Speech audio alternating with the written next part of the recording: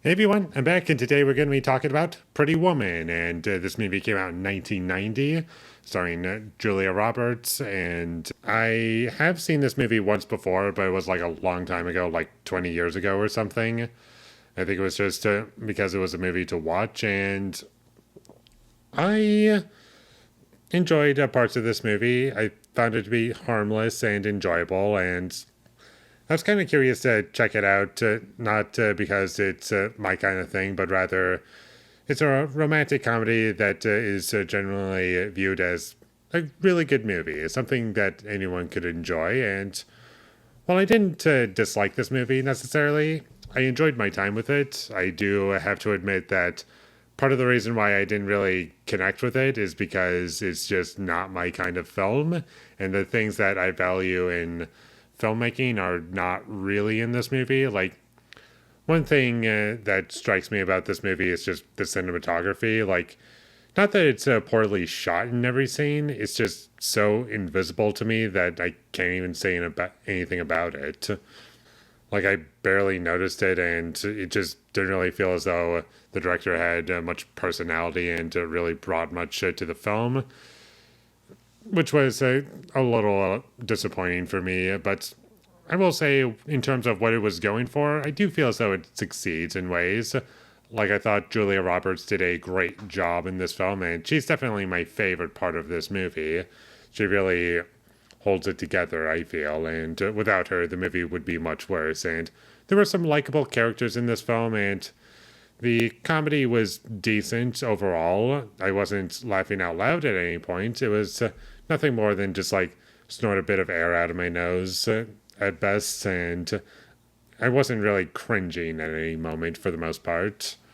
This movie is slightly over 2 hours long, and I felt as though it moved along pretty quickly, and the romance element of the film worked well enough for me that it was able to keep me going throughout the entire experience. But to get into some other issues that I do have with this movie, it kind of feels as though it's a movie that doesn't really have a plot in a way. Like, after a certain point, we get kind of a story towards the beginning and throughout the first act, but sometime in the middle and closer towards the end is where we don't really have a plot anymore, and it's just kind of random things happening for almost no reason. There's just a lot of stupid things in this movie that just didn't really need to be there, and ultimately just added nothing to the film. Like, when Julia Roberts gets kicked out of the one store and the hotel is asking her and questioning her whether or not she was actually with the main character or not. That was kind of pointless in my head, and also as far as the story is concerned, because I don't really feel as though it added anything to any of the characters or impacted anyone. It just felt as though another thing that was just thought of, and I just couldn't really get behind it. And I also feel as though that's just been done to death in other films that I've seen. And also, I do want to ask, when it comes to the way you look and also how you're dressed, and just not being upper class or something, and that being reason enough to kick someone out of a store or whatnot. What's the first instance of that? Because I feel like I've seen that in so many things. Like, it's just kind of tired, and I'm just looking for a new angle of a romance story, especially now. And I do feel as though that's the kind of thing where you couldn't add something like that into your film without a satirical angle to it, because it's just kind of tired now.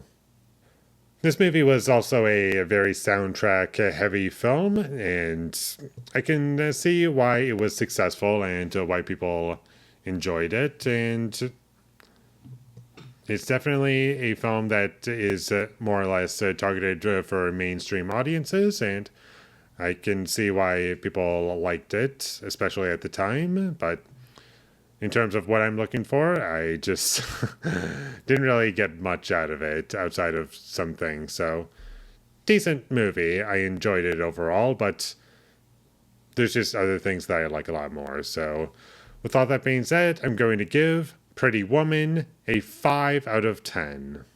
Thank you for watching my videos. As always, if you enjoyed this review, be sure to leave a like and comment down below you thought of Pretty Woman, and my social media links, they will all be in the description, so follow me there. And last but not least, subscribe to be a part of Foley Nation, and I'll see you when I get my next review up, and that is going to be for Annie Hall. So look forward to that, but until I get that up, thank you for watching and have a great day.